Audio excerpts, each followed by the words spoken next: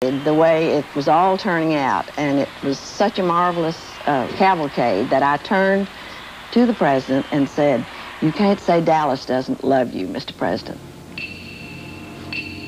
We were seated in the jump seats immediately in front of the president, Miss Kennedy. I was seated in front of him. Nellie was seated in front of Miss Kennedy. I heard a sound that I thought was a rifle shot.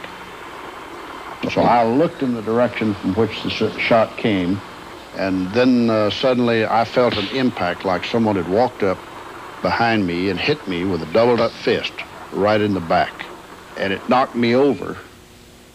And before I could straighten up, I saw that I was literally just covered with blood. And I knew I had been hit badly. And I assumed probably fatally. I turned to look back at the president and saw him clutch his throat and just sort of sink down. There was no sound. He said nothing. And John was turning around, and then he was hit by the second shot, hit John, who collapsed. He just collapsed. And I reached over to pull him down into my lap to get him out of the line of fire so they wouldn't hurt him anymore. And there was a third shot. This all happened very rapidly. The third shot, and there was matter all over the car. And that was the shot, of course, that hit the president.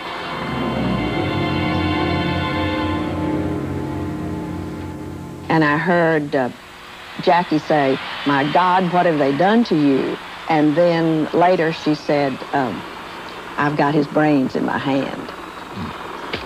It was a horrifying, horrible, horrible moment in history. It appears as though something has happened in the motorcade route. Something, I repeat, has happened in the motorcade route. Parkland Hospital, there has been a shooting. Parkland Hospital has been advised to stand by for a severe gunshot wound. The official party, as I can see it, pulling around toward the emergency room of Parkland Hospital. The policeman says, "No, you cannot come in here. You cannot come in here. We'll let nobody else in." It was definitely the president's car. And so Clint Hill and I have the president's head, and Roy Kellerman has the president's feet. And we place him on the stretcher, and now Jackie had gotten out of the car and came to the right of the stretcher, and she's holding on, and now we're running with the Secret Service clearing the way. We right into the Parkland Hospital. And as I'm going past a Secret Service man named Andy Berger, I shouted, "Get a priest."